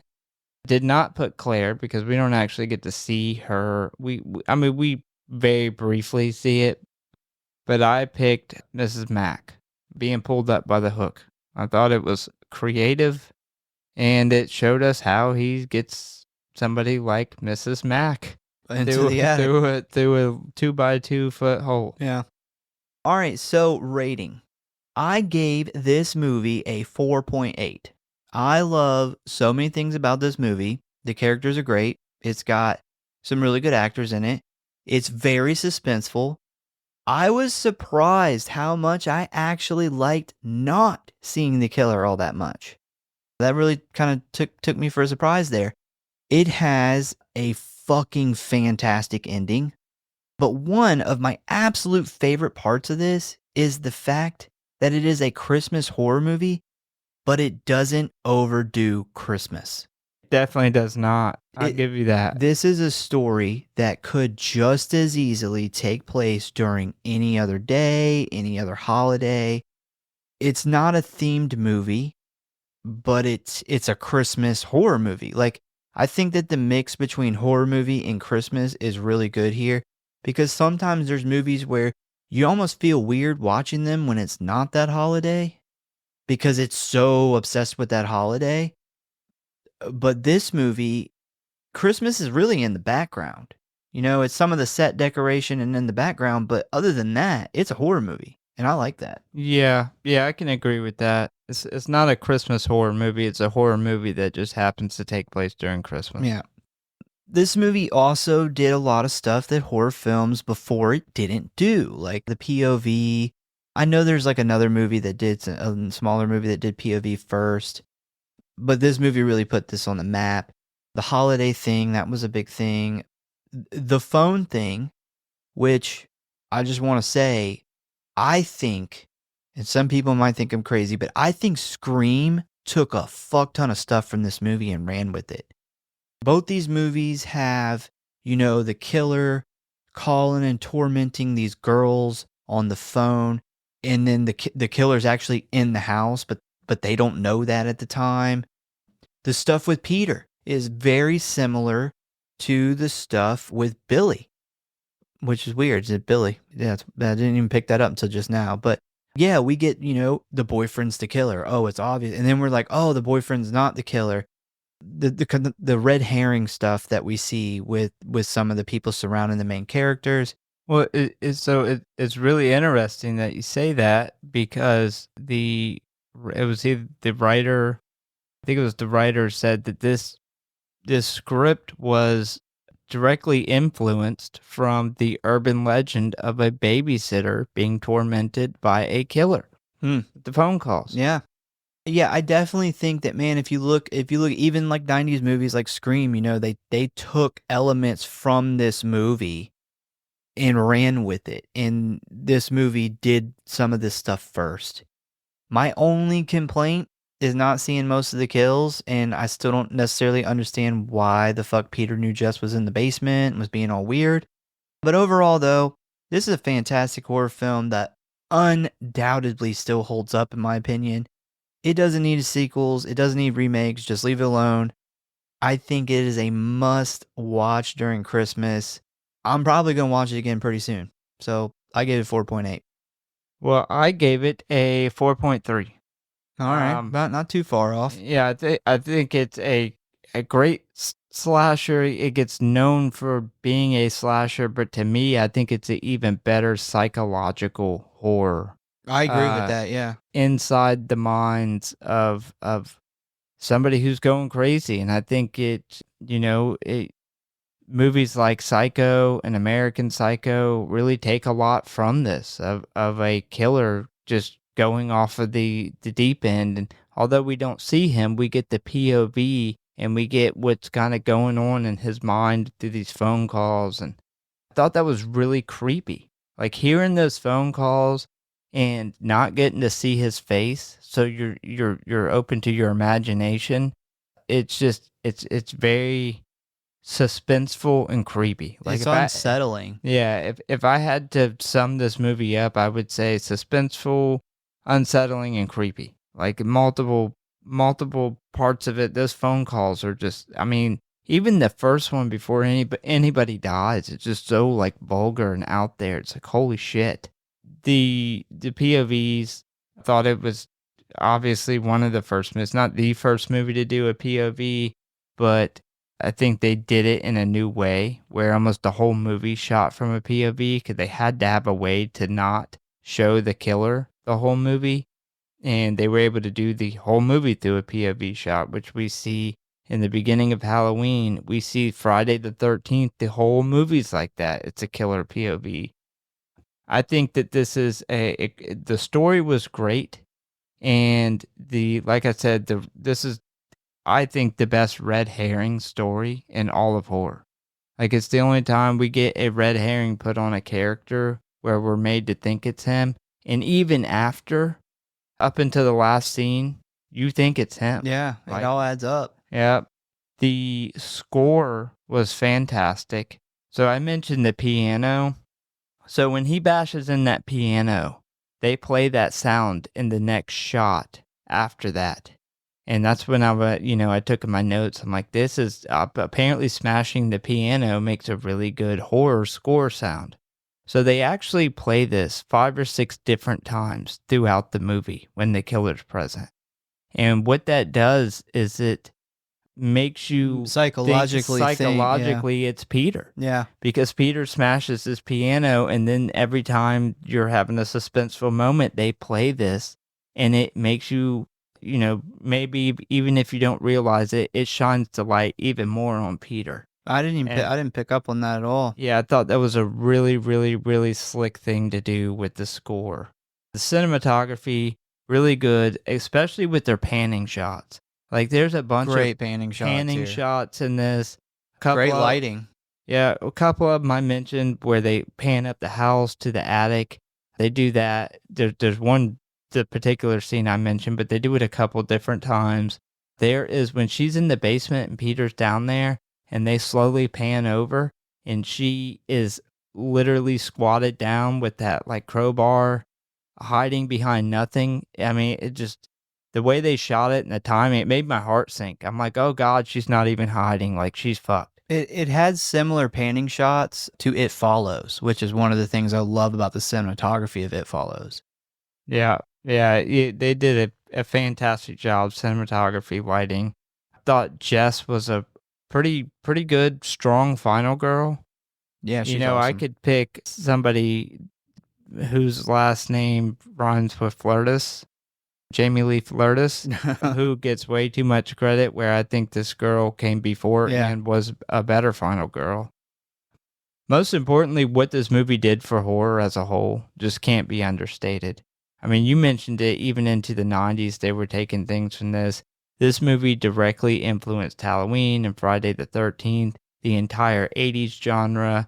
That led in the golden age of practical effects. Although this movie didn't have it, it led to the movies that brought that about and everything we love about slashers.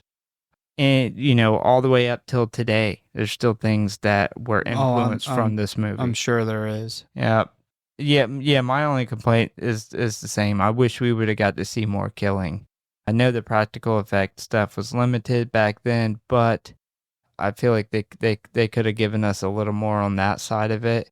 And I think I read that they actually took pride in not, kind of like John Carpenter, where they took pride in not really showing needing to show the gore and stuff. But I would have loved that version of this movie. If I would have got that version, I'd have gave it a 5 stars. Yeah, I thought the same thing. It could have been a near perfect movie had we gotten like some really good kills that we got to see. Overall, just a fucking legendary movie that did a lot for the genre, and I think it's a must watch.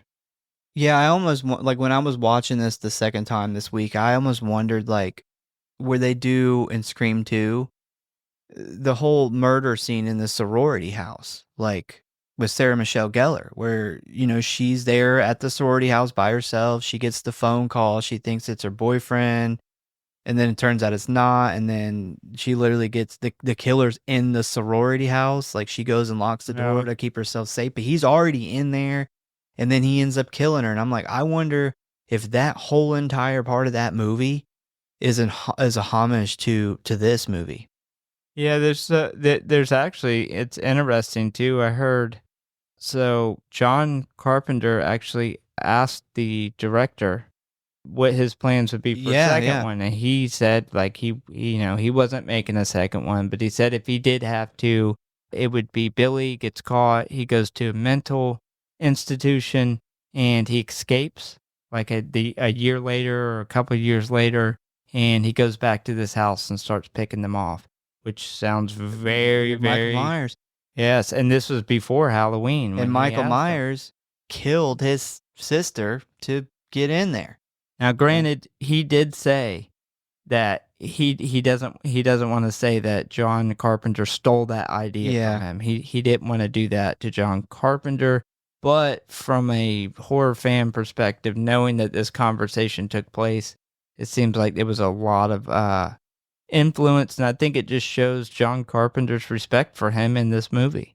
I mean, if you're going to take some stuff from a movie, this is not a bad one to take from. Now, apparently, a lot of people thought that. Well, that is our thoughts on Black Christmas. I'm so happy we got to finally talk about it. Once again, we thank you guys for listening. Please give us a follow or like if you enjoy the show. Check out the website, check out the socials. Tell a friend, a family member, or your sister Agnes about the show. We hope to see you next time. Any last words? Lick it, lick it. Oh, God.